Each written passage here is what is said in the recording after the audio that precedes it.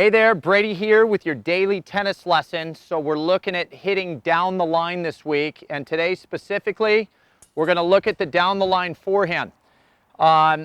Basically looking at technique and stance today, and I want to just preempt today's video by saying that the difference between down the line and cross court, if you're playing great tennis, they're really close, but there's just little nuances that we want to lock into to help us really trust the down the line, because it is a little bit of a riskier play.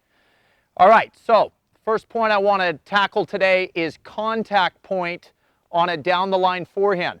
I'm going to be working out of open stance, and I want to start looking at contact point by showing the difference between a cross court forehand contact point and a down the line forehand contact point. Let's have a look.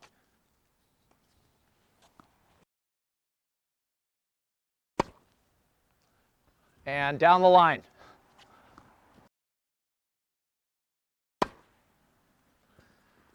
Okay, so literally separated the court by, the entire width of the court. Pretty noticeably, there's not a huge difference between my contact point. But let's be very clear.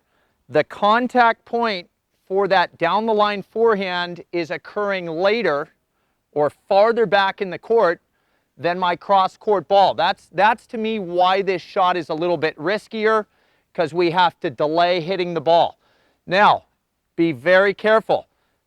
A lot of times we think late and we start letting the ball get behind us. If you'll notice, both my cross court contact point and my down the line contact point are still slightly in front of my feet. That's a really important idea, that we don't start hitting a down the line forehand behind our body, but be keyed in to a little later point of contact.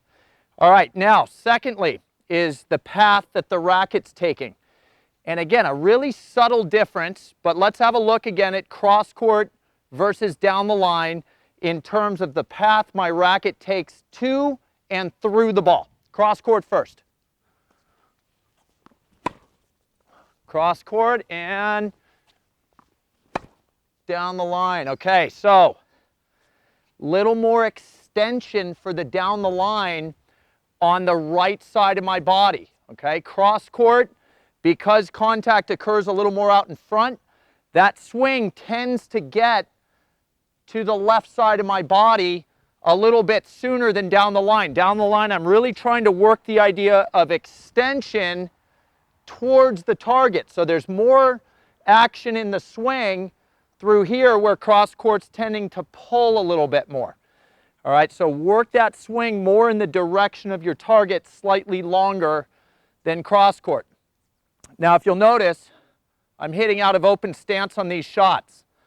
My third point is this, because I think a lot of you will come back to me and say, well, Brady, why don't I just step in on my down the line? And point taken for sure. I think that stepping into a forehand really gives us this feeling that we're closed off.